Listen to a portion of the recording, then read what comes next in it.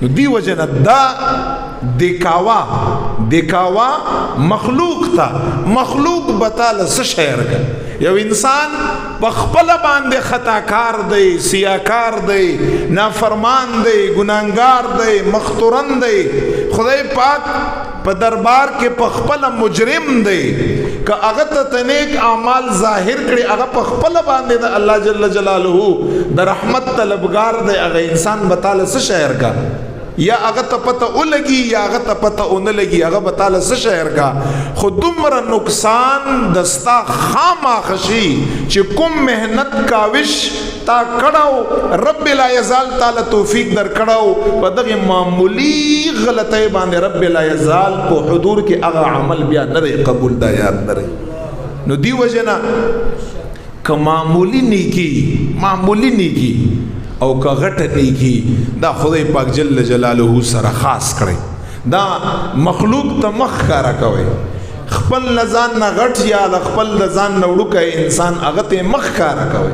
محفل کې مخ کارا کوي خلکو ته م بیانوي چې مونږ او تاسو انداز د خبرې زموستا یو وی او غرض د زموستا بل وی بعض وخت کې موتا خلکو ته نصیحت کړو قرآن کریم تلاوت کوا د دې ډیر خیر او برکت ته دې زه پورې خبره خو صحیح ده خو مخکې پسې څه وی الحمدلله زه په خپل باندې لسو کلو نه کړم نو دې خبره ته څه ضرورت ده چې ته په خپل باندې لسو کلو نه کوي او بیا په دې باندې د مطمئن شي چې ګوند زمانه دکاوو نستانه دکاوو وشوا تا چې چا د پاره کړهو هغه رب ستا ویني په تور شپو کې ستا اینی ستا سلوم اوري ستا تیزم اوري که ته په تیاره کې ولاړم ستا ګوري که ته په رڼا کې ولاړم ستا ګوري او که ته شپې ولاړم هغه ته پته ده او که ته ورځې ولاړم هغه ته پته ده که ته په مسجد او په اجتماع کې ولاړم هغه ته پته ده او که ته جنګلاتو او بیابان کې ولاړم چې ته چا دپاره عبادت کړې هغه ذات نه هیڅ څوک نه دی پټ دا یاد لري ما اوس او پدې کې یو مټاس دی خدای پاک چې کله انسان دا نیک اعمال پټ کا د خدای پاک د رضا د پاره وګرځي که ذکر دی که اذکار دی د دې یو مټاس دی یو خوند دی یو لذت دی چې هغه خوند او مټاس انسان ته په عبادتو کې ال ملاوږي چې انسان خپل ټول عبادتونه خالص د الله د رضا لپاره وګرځي ورنه لګیا به خوستا نیک اعمال چې کوم اعمال نامه ده هغه بخالی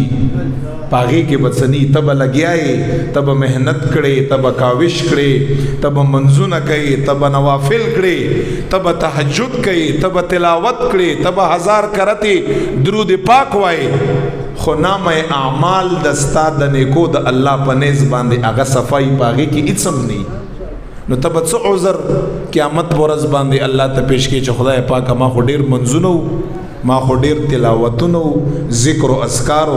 همدغه جواب برازي څنګه چې حدیث ته چې نن لاړ شه هغه کس نه بدله وخلا چې کوم کس ته پارستا په دنیا کې کړه دی زګورم رب ورته فرمای چې چا د پارا دا عمل کړي چې نن تعالی هغه بدله در کولې شي کني شي در کولې تب بیا اغل زی قیامت پورز باندې چې ما خو تا د پاره کړه دی تو اوس مال بدل راکړ نو دا سنی پکار او دا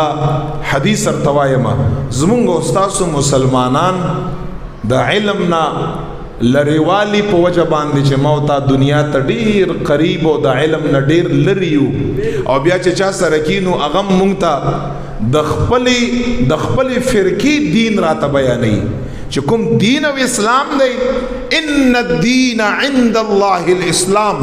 الله پنیز کوم دین دی هغه دین نار ته بیانوي د فرقې پنیز باندې چې کوم دین دی بیا ارتا هغه دین بیان کا نو چې د پنیز کوم دین دی د فرقې پنیز کوم دین دی چې هغه دین تا ته څوک بیانوي دستا اصلاح پاغه باندې نه کیږي د یاد لرا هغه دین باندې دستا اصلاح کیږي چې کوم دین د رب دین دی کوم دین د رسول الله دین دی صلی الله علیه وسلم زکز ما استا معاشره بگاڑ دا